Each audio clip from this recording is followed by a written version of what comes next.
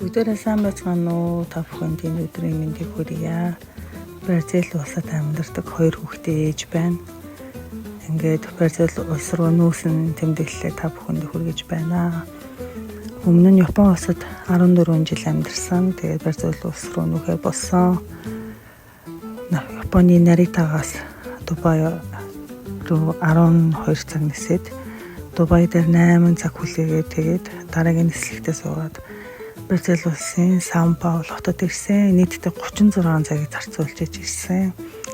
За тэгээд өглөө шөнө ирсэн учраас өглөө босоод ирэхэд бол байшингуудынх нь орой нэг улбар шар өнгөтэй тийм байшингуудтай газар байсан. Тэгээ анхны сэтгэл бол өмнө нь улаан өдрөө явж үзэж байхад ер нь бол улаан өдөртөө жоохон төстэй санагдсан. Нэг тийм тосгонд ирсэн юм шиг санагдчихсан. Тэгээд бидний одоо амьдарч байгаа хот бол Сан Паул хотоос 1 цагийн зайтай Сорокаба гэдэг хотод одоо бид нар амьдарч байгаа.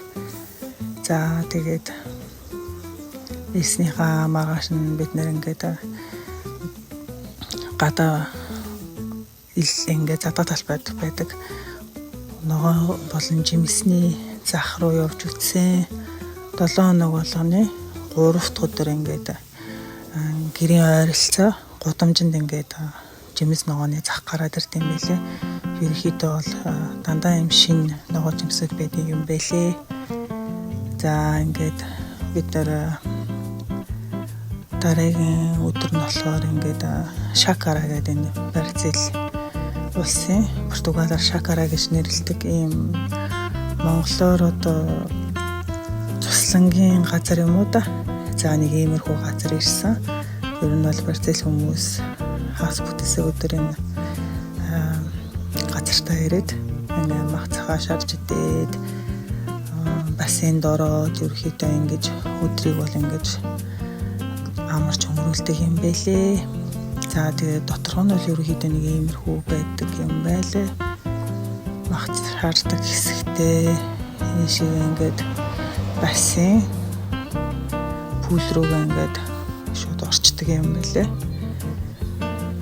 Ер нь бол ингээд хашаан дотроо бол ингээд ногоо жимс нь ингээд ургаад байждаг юм байлээ. За ингээд мах шардаг хэсэг нь харагдаж байна. Энд чинь ингээд ил гал дээр маха шардаг юм байлээ. За бэлэн болсон мах нь байна.